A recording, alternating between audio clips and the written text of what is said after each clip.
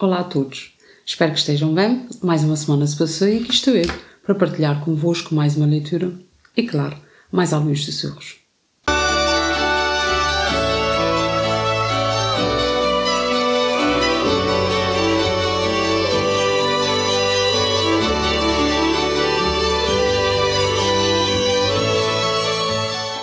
O meu nome é Malvina Sousa e hoje, nesse espaço, quando os livros sussurram, vou partilhar convosco o conto Avó e Neto contra Vento e Areia, do livro A Mulher que Prendeu a Chuva e Outras Histórias, de Teolinda Gerson, uma autora da qual gosto particularmente pela forma como escreve e pelas temáticas que abarca. Antes de começar, peço-vos para não se esquecerem de subscrever o canal para que possamos chegar a mais pessoas e para que estas tenham acesso a este conto fantástico. Avó e Neto contra Vento e Areia. Tinham ido à praia porque estava uma manhã bonita. A avó vestia uma saia clara e levava o neto pela mão. Ia muito contente e o seu coração cantava. O neto levava um balde porque se propunha a apanhar conchas e búzios, como já fizera de outras vezes em que tinha ido à praia com a avó. Ir à praia com a avó era uma das melhores coisas que lhe podiam acontecer nos dias livres. Por isso, também ele ia contente e o balde dançava-lhe na mão.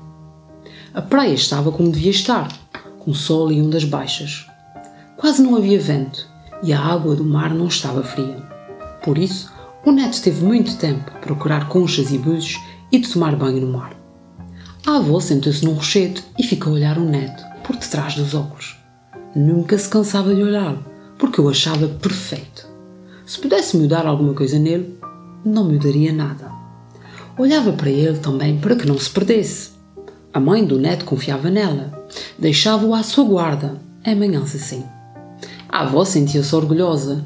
Ainda era suficientemente forte para ter alguém por quem olhar. Ainda era uma avó útil, antes que viesse o tempo que mais temia, em que poderia tornar-se um encargo para os outros. Mas, na verdade, essa ideia não a preocupava muito, pois tencionava morrer antes disso.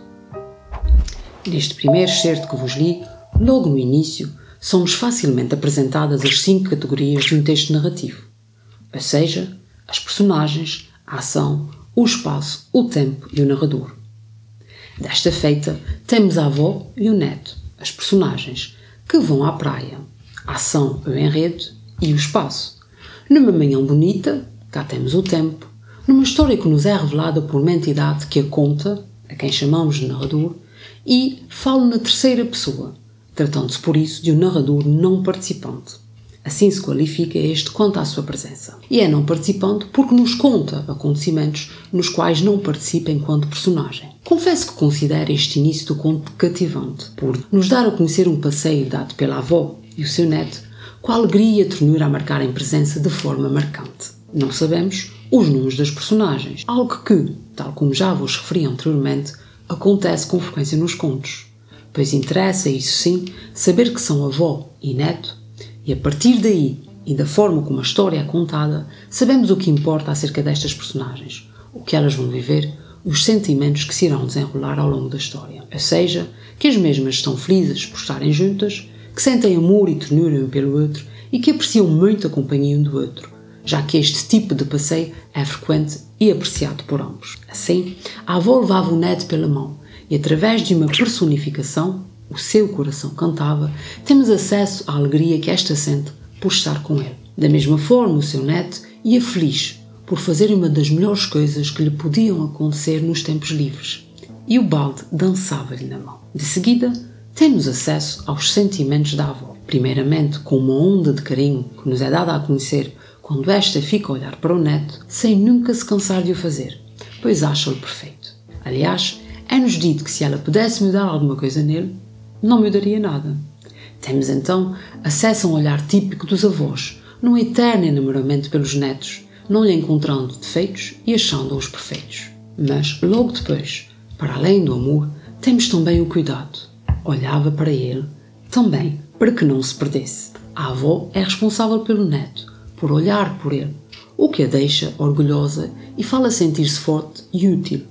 Algo que se torna cada vez mais importante para as pessoas à medida que estas envelhecem e percebem que vão perdendo muitas coisas e sendo vistas como frágeis ou incapazes. Assim, de repente, no meio do amor que sente pelo neto, levamos um soco no estômago e somos alertados para este receio este medo tão forte e comum nos mais velhos. A avó, tal como muitos avós, teme tornar-se incapaz, teme tornar-se um encargo, um peso na vida das pessoas. No entanto, a mesma, de forma algo cômica, revela-nos a solução que encontrou para evitar que isto aconteça. Tenciona morrer antes disso. Outro aspecto curioso e próprio dos mais velhos, que afirmam coisas como se essas fossem verdades absolutas. Não te afastes, dizia a avó um pouco ofegante. Volta para trás. A avó fazia gestos com as mãos para que voltasse, e o neto ria-se, mergulhava e nadava para a frente, e depois regressava ao encontro dela. A avó não sabia mergulhar, mas deixava o neto mergulhar sozinho. Ele só tinha 5 anos, mas nadava como um peixe. No entanto, nunca ia demasiado longe, nem mergulhava demasiado fundo, para não assustar a avó. Sabia que ela era um bocado assustadiça, e ele gostava de protegê-la contra os medos. A avó tinha medo de muitas coisas, dos paus que podiam furar os olhos, das agulhas e alfinetes que se podiam engolir se metessem na boca, das janelas abertas, de onde podia cair, do mar onde as pessoas se podiam afogar. A avó via todos esses perigos e avisava. Ele via, mas não ligava muito. Só o suficiente. Não tinha medo de nada, mas apesar disso, gostava de sentir o olhar da avó. De vez em quando voltava a cabeça para ver se ela lá estava sentada a olhar para ele. Depois, esquecia-se dela e voltava a ser o rei do mundo. Por isso se sentiam tão bem com o outro. Quando saía com o neto, a avó tinha a sensação de entrar para dentro de fotografias tiradas nos mesmos lugares muitos anos antes.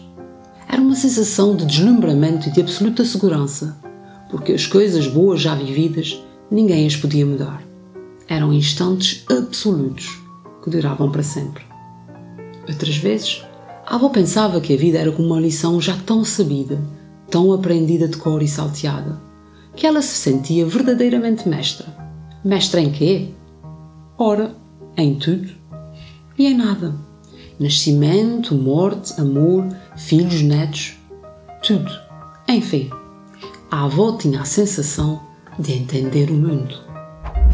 Nesse excerto, reforça-se o cuidado da avó e a preocupação desta com o neto, mostrando-se atenta, vigilante, já que, tal como vimos, este ficou ao seu cuidado e à sua responsabilidade. Por sua vez, o rapaz mostra-se feliz e aventureiro, mas também carinhoso e preocupado, uma vez que também tem o cuidado de não se afastar demasiado, para não assustar a avó, que era um bocado assustadiça e, tal como nos é dito, ele gostava de protegê-la contra os medos. Esta relação, esta cumplicidade e até esta necessidade de proteção sentida pela avó, mas também pelo neto, foram aspectos que muito me tocaram neste texto, por ser uma realidade na vida de muitos avós e netos e algo a enaltecer e a valorizar. Aliás, logo de seguida são-nos dadas a conhecer muitas das preocupações da avó. Os paus que podiam furar os olhos, as agulhas e os alfinetes que se podiam engolir e até as janelas abertas. Entre tantas outras, através de enumerações que pretendem precisamente mostrar a quantidade imensa de perigos presentes no dia-a-dia e que as crianças não veem, mas os avós detectam de longe. E apesar de nos ser dito que o neto, como tantas crianças nesta idade, não tinha medo de nada, o que é natural quando ainda se vive sob o maravilhamento das crianças, a verdade é que ele sente que precisa deste olhar e da preocupação da avó, fazendo questão de vez em quando, olhar para verificar se ela lá está a olhar por ele, mesmo quando logo depois se esquece e volta para o seu mundo e a ser o rei do mundo. Recurso usado para hiperbolizar, engrandecer a forma como se sente, algo natural nas crianças. Outro aspecto muito curioso tem a ver com a forma como a avó diz sentir-se quando sai com o neto, como se entrasse para dentro de fotografias, ou seja, é como se cada acontecimento vivido, com ele, ficasse sempre registado como uma memória, captada nas tais fotografias, memória de tempos felizes, de encanto e segurança, momentos estes de coisas boas vividas, que por o terem sido, não podiam ser alterados ou mexidos no tempo, ficando para sempre. Esta imagem que aqui nos é apresentada é por isso tão bonita e significativa, mas, para além desses momentos guardados no tempo, a avó também sente que conhece a vida de trás para a frente, como se fosse uma verdadeira mestra, segundo ela diz. No entanto, e apesar disso, revela as complexidades da vida ao questionar. Mestra em quê? Ora, em tudo e em nada. Uma frase antitética que nos mostra como, Independentemente dos anos que vivemos e da sabedoria que ganhamos com esta passagem de tempo, a vida pode sempre surpreender-nos, levando-nos a pensar, umas vezes, que tudo sabemos, para logo a seguir percebermos que, afinal, não sabemos nada. Assim o reforça a enumeração daquilo em que ela se diz mestra pela sabedoria e sensatez que lhe foi oferecida pelos anos vividos. Mestra em quê? Em tudo e em nada. Nascimento, morte, filhos, amor, netos, tudo. Enfim, a avó tinha a sensação de entender o mundo. Uma sensação que, não esqueçamos, desaparecia quando este tinha receio que algo de mal acontecesse ao seu neto. Estamos, pois, perante revelações muito interessantes e que nos dizem bastante acerca da vida real. Aliás, aconselho-vos a lerem o texto na íntegra, não só para terem acesso a muitas outras reflexões dessa avó, que acredito nos podem enriquecer pela sua sabedoria, assim como outros acontecimentos que valorizam a ação. Para além disso, estes momentos narrativos também nos concedem ou reforçam uma outra informação relativamente ao narrador, que já tínhamos verificado ser não participante, isto no que toca à presença. No entanto, com estas revelações acerca do que o neto e, sobretudo, a avó sentem, sabemos ser omnisciente, dado que tem acesso aos pensamentos e sentimentos das personagens, ou seja, sabe tudo acerca destas. Classificamos assim o narrador quanto à sua ciência, ou seja, quanto ao conhecimento que tem do que se passa. Embora lhe parecesse que o via agora desfocado, sobretudo ao longe. Ah, meu Deus! Tinha-se esquecido dos óculos em cima do rochedo. Tinham de lá voltar e depressa. A avó sem os óculos não via nada. Mas, quando chegaram ao local, não estavam lá. A avó não entendia como isso pudera acontecer. Apesar da falta dos óculos, pensou a avó, não deixava de ser, como das outras vezes, uma manhã perfeita. Até se levantar o vento. A manhã acabara e agora iam depressa para casa. Estariam bem em casa, jogando às cartas atrás de uma janela fechada. Mas, de repente, a avó não sabia onde estava. As dunas eram altas e não sabia que direção tomar. Caminharam ao acaso, voltando de costas à praia. A avó não sabia onde ficavam as casas. E sem óculos, sentia-se perdida. O vento levava-lhe a saia, a areia batia-lhe nos braços e nas pernas, subia à cara e queria entrar nos olhos. O neto esfregava os olhos com as mãos sujas de areia. Não posso andar, disse ele. Dou-lhe o espinho. Eu levo-te um bocadinho, cedeu a avó, mas só um bocadinho. O neto era muito pesado, mas a avó não se dava por vencida. Caminhava resoluta, enterrando as sandálias na areia. Agora, o caminho entre as dunas começava a subir. E depois dessa duna, havia ainda outra duna. A avó começou a ter medo de estar perdida. Muitos anos atrás, a avó perdera uma criança. A lembrança veio subitamente e ela não conseguia afastá-la. Sempre quisera esquecê-la, mas de repente ela voltava, mesmo em sonhos. Uma criança ardendo em febre e ela correndo com ela nos braços através de um hospital labiríntico. E depois os dias passavam e ela perdia a criança. Durante muito tempo não soube onde estava quando lhe vieram dizer que perdera a criança. E agora estava outra vez perdida com uma criança nos braços. Já tinha vivido algo assim. A vida era só vento e areia e ela arrastando-se, lutando em vão contra o vento e a areia. Apetecia-lhe chorar, mas não podia dar-se por vencida. Ele estava à sua guarda e ela encontraria maneira de voltar para casa. Mas sentia-se perdida. O mundo era uma coisa sem direções e desfocada. Avó, olha o cão do Sr. Lourenço! Apontou de repente o neto, recomeçando a andar, na direção de um cão que corria para eles. Louvado Deus! Disse a avó, recomeçando também a andar. Porque então estariam salvos. O café do Sr. Lourenço iria aparecer como um farol no meio das dunas. Em breve, se sentavam à mesa do café e viam o vento levantar a areia. Mas agora, isso passava-se lá fora, do lado de lá da janela. Sorriram um para o outro e o mundo voltou a ser perfeito. Aflige-me demais e dramatizo as coisas, pensou a avó. Afinal, atravessamos o vento e a areia. E amanhã vê o oculista. De um momento para o outro, a avó percebe-se que está a ver tudo desfocado. E este é o início do ponto de viragem no conto, que nos trará outros sentimentos, assim como outras vivências e perspectivas. A avó perdeu os óculos, E embora no início isso não pareça preocupante, tudo vai mudar. E essa mudança começa com a frase até se levantar o vento. Assim, a mudança do tempo vai corresponder também a uma mudança de situações e do que se vive, assim como dos estados de espírito. A avó começa a sentir-se desorientada e só quer regressar a casa, onde pode devolver a segurança ao neto. No entanto, tudo à sua volta parece mais confuso e ela, sem óculos, sente-se perdida, tal como nos diz o texto. O vento torna-se cada vez mais violento, agitando a saia e a areia. Note-se como toda a descrição do ambiente, antes calmo e aprazível, muda, para dar lugar a um cenário completamente diferente e assustador. O neto magoou-se num pé e pede à avó que o leve, o que esta recusa inicialmente, e se quiserem saber o motivo, também muito interessante e realista, terão de ler o conto. Mas, depois e apesar disso, ela acaba por ceder. E, mesmo sendo o neto muito pesado, esta não se dá por vencida e caminha decidida a levar o neto dali para fora para lhe devolver a tão desejada segurança. Mas com tantas dunas, a avó tem medo de estar perdida. E é no meio deste medo que nos é dado acesso a uma história da vida da avó.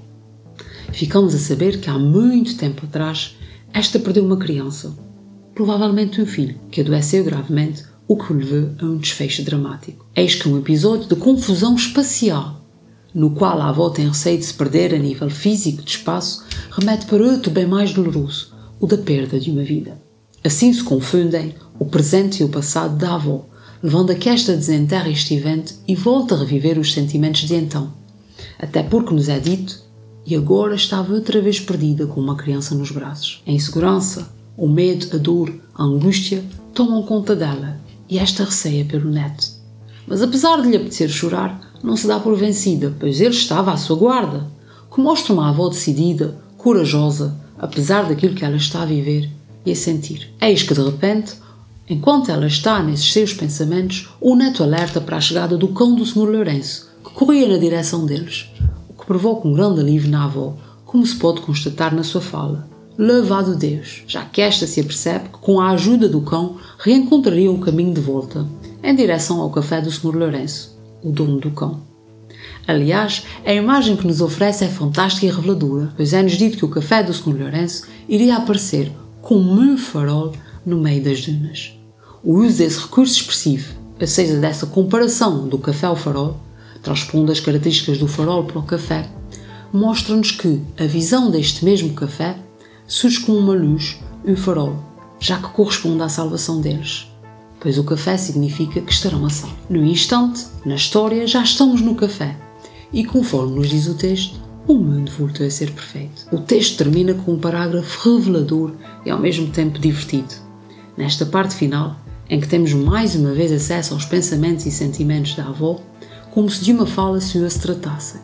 Agora, já em segurança, a avó pode analisar as coisas de uma forma mais fria e percebe que, afinal, se afligiu em demasia e que dramatiza um bocado as coisas. Análise que só é possível quando ela já não se encontra na situação que tanto a preocupou, o que é normal. Para além disso, e eis a parte divertida, esta também pensa que, no dia seguinte, terá de ir ao oculista, já que perdeu os tão necessários óculos. Fim do texto, resta-me acrescentar que estamos então, como disse, perante um conto, com uma estrutura característica do texto narrativo. Uma situação inicial, no qual nos são apresentadas as personagens, o espaço, o tempo e a ação. Um desenvolvimento, no qual assistimos ao conflito, ou seja, à complicação e aos acontecimentos que se desenvolvem a partir da situação inicial.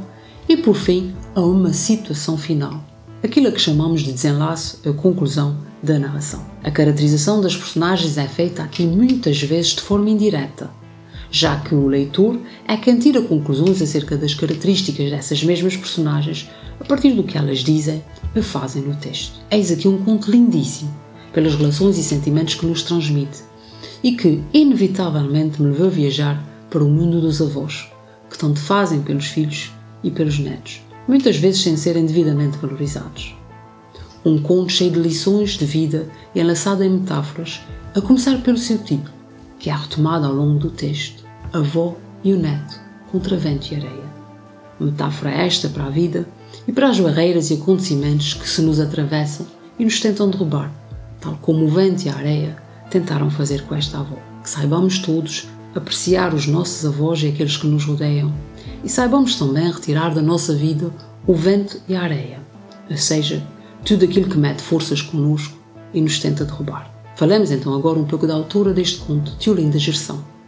Nasceu em Coimbra, tendo estudado germanística, romanística e anglística nas universidades de Coimbra, Tübingen e Berlim. Foi professora catedrática da Universidade Nova de Lisboa, onde ensinou literatura alemã e literatura comparada. Viveu na Alemanha, no Brasil e conheceu Moçambique, que é, aliás, o palco do seu romance A Árvore das Palavras.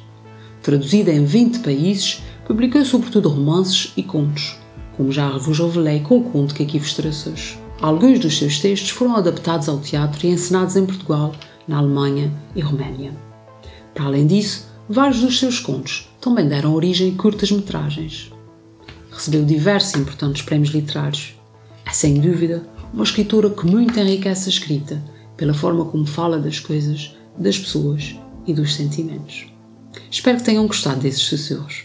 Antes de me despedir, peço-vos novamente para subscreverem o canal e partilharem-nos. Despeço-me, prometendo voltar na próxima quarta-feira para mais um momento de partilha. Mais uma vez, posso dizer-vos que me encontro indecisa entre esses dois escritos. Qual destes me sussurrará mais? Até lá, não se esqueçam, é importante estarmos todos atentos, porque os livros sussurram.